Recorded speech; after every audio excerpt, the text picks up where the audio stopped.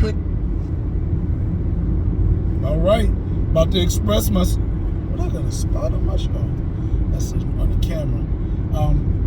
About to express myself on the Sci-Fi Express lane. Talking about the changes in Black Sci-Fi fans. Yo, the fans is showing up, in ways that, I'm happy about because sci-fi in the Black Sci-Fi community has kind of been,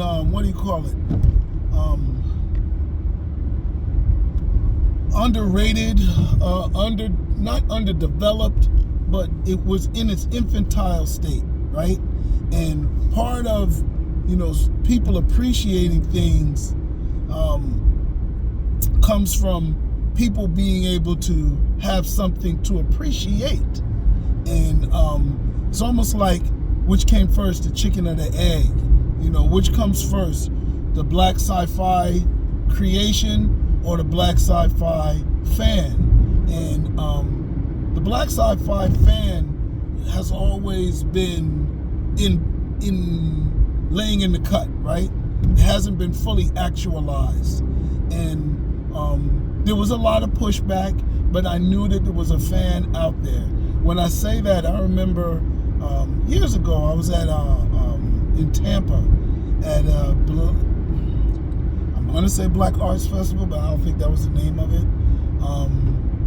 But it was a music festival, and they had vendors and a book pavilion and all of that really nice stuff. Things we used to have before the quarantine. That might be a blog post, right? Because we may not have some things like that again. But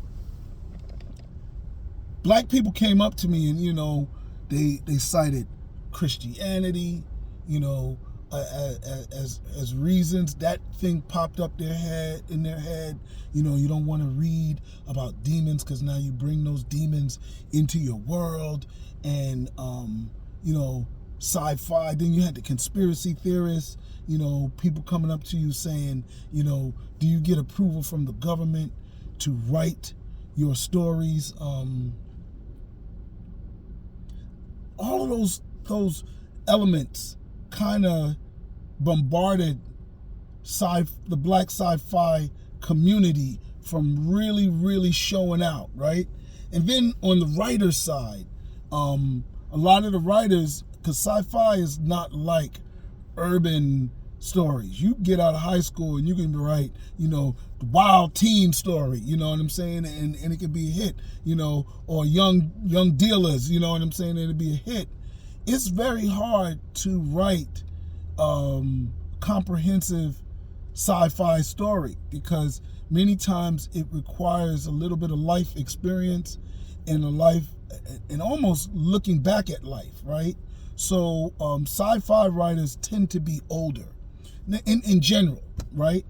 And so when it came to Black sci-fi writers, a lot of dudes, was in their 50s, late 40s, in the 2000s, early 2000s, dudes is approaching 50s and 60s now, young writers is in their 30s. It's really, and those stories probably are young adult stories, right?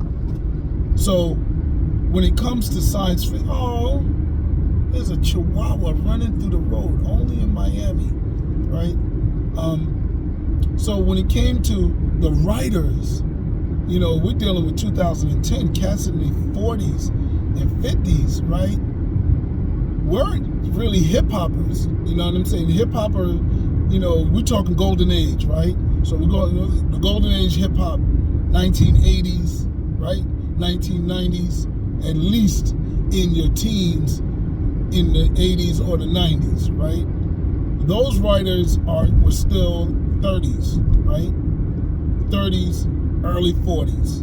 So it's a margin of about 10 years. So I'm not really, focusing in on a lot. I'm looking at a margin about 10 years. I was 40s, early 40s, right? 2010s. And late 30s, early 40s. I remember class of 85, shout out, right? I remember hip hop wasn't all over the country when in my age group, right? In middle school, I was going to Baltimore with my cousin Greg, singing Love Bug, Waterbed Kev, and they thought it was our song in Baltimore, visiting my cousin Maurice, right? We was getting in the parties, we was rapping, and they was like, yo, what's up? And I remember in the 90s, you know, cats had not had Kumo D. They never had it in Atlanta. You know what I'm saying? By the time they got some of these hip hoppers, the hip hop had already, you know, changed. You know, we was on the KRS-One, and some of them start their hip hop in KRS-One and Big Daddy Kane, and that's a golden era, no doubt. It's golden era for a reason, but they never had Houdini. They never really had Kid and Play.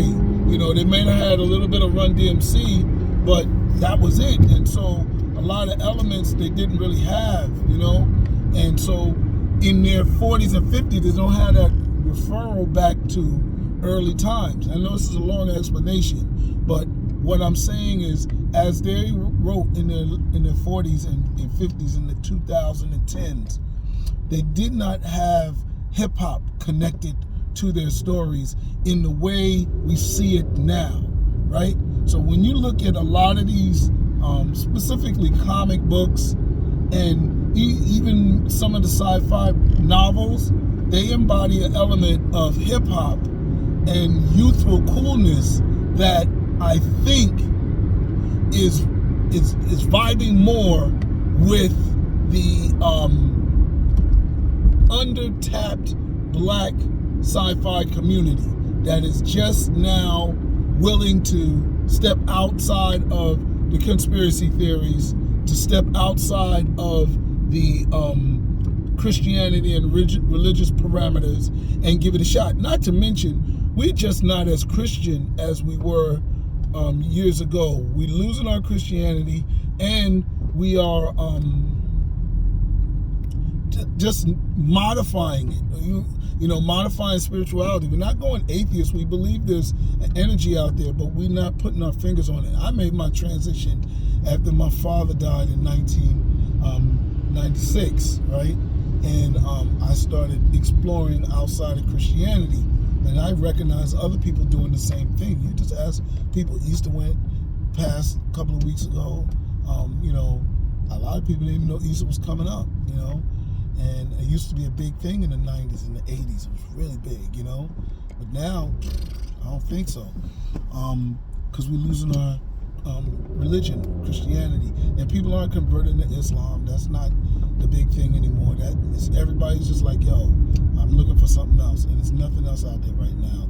You can go to find out what the Cherokee and Foundational Black American practice. They're not really doing that. You can go to Africa, find out what the Ashanti and the Igbo and all of those tribes, like I did, Yoruba, you know, but a lot of people ain't doing that. So they just non-religious. And I think this is allowing, this is impacting the science fiction community, especially Black science fiction community, to embrace, because people are more open to speculation. Speculation about Black people and outer space and their relationship. Not to mention, you know, SpaceX, traveling to the space, the opening of the files, the UFO files. What else? There's a whole lot of little things that happen that also, you know, in the mainstream world that have an overlapping impact on Black sci-fi fans. But I think there's a lot going on. So I can't tell you if it's, you know, the writing. All I know is I have books called Welcome to Boss Lady's Planet and Rashida the Zombie Killer, and I don't have as much surprise and wow, like, how did you think of this? Now people are getting it. I don't even have to pitch my books the same. You know, people are loving it. Thug Angel is selling. Welcome to Boss Lady's Planet. You know, and they're getting it. Cyberpunk Streets with the Pam Grier robot on the cover is top sellers, because the community is changing, and I am benefiting from the Black science fiction writers changing as well around me. So everything is working. So anyway, I just wanted to say that because for years I was hard on the Black community of fans. I was like, man, Luke Cage is just a window of what we can really do. Black Panther was, a pivotal event in the Black Sci-fi community. It embodied what all of us have. All of us have, what do you call it? I forgot what his world was called, where he went to visit the past, the past spirits, but we all have a place like that in our Black Sci-fi books, you know what I'm saying? And Black Panther represented a lot of our stuff. So, back to the main thing, we're in a new era, a new renaissance. It's even happening in film. I seen this, I plan to watch it tonight, The Man Who Fell from Earth, with two Black characters leading the story. This is amazing. This is really hot stuff, and it's Black speculation. I talked about how we speculated on the DMZ, and we took that from the white writer and put some Latino and people of color around that speculation in the post-apocalypse. So we're in this era. I think it's amazing. Still, we are doing the Luke Cages. We are, taking a Black pen to white created characters. The Black Panther. Same thing with The Man Who Fell from Earth and Lovecraft Country and the DMZ.